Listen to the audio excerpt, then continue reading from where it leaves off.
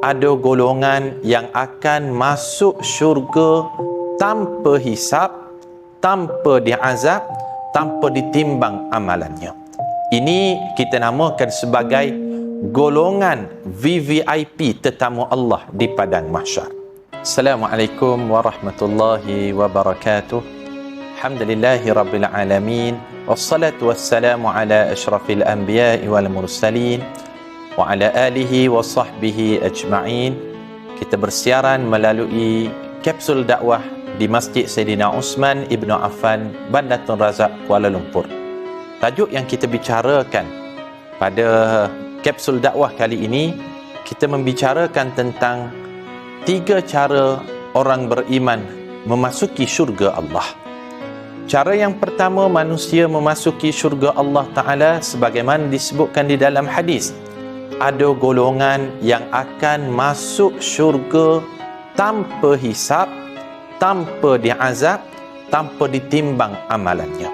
Ini kita namakan sebagai golongan VVIP tetamu Allah di padang mahsyar. Kalau kita di dunia ini orangnya biasa-biasa, ada beberapa perkara yang perlu kita ikuti, tetapi ada golongan istimewa di padang mahsyar itu.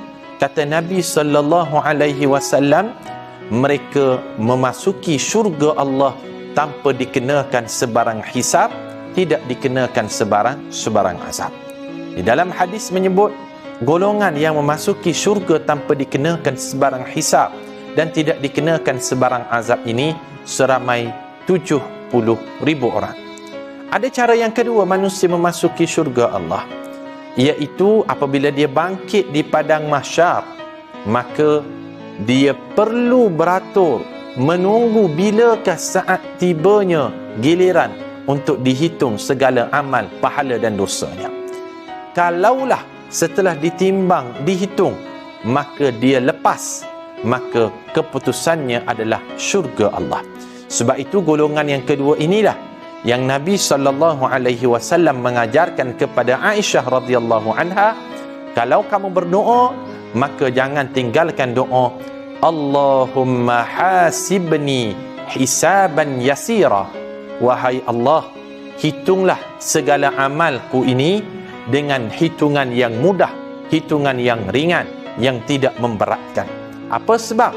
Apabila kita di dunia pernah melakukan salah, silap dan dosa, maka diberikan hitungan yang mudah, dengan makna Allah Ta'ala memberi pengampunan terhadap segala dosa kita, maka kita masuk ke dalam syurga Allah dalam keadaan diberi perhitungan yang ringan di sisi Allah. Cara yang pertama, masuk syurga Allah tanpa dikira, dihisap, dihitung. Cara yang kedua, memasuki syurga Allah perlu dikira dahulu amalannya, dicek satu persatu oleh Allah Ta'ala. Ada cara yang ketiga, manusia memasuki syurga Allah oleh kerana dia beriman tetapi dosanya banyak, ada kes-kes yang belum diselesai, maka mereka itu perlu transit dulu di dalam neraka Allah. Setelah diseksa di neraka Allah, barulah dia dimasukkan ke dalam syurga Allah. Lalu sentiasa kita mengulangi doa, Allahumma ajirni minan nar. Ya Allah, jangan transitkan aku ke dalam neraka. Ya Allah, jangan singgahkan aku ke dalam neraka. Yang paling pertama, kita nak masuk syurga tanpa hisab. Tetapi golongan ini ada kotanya, ada jumlahnya.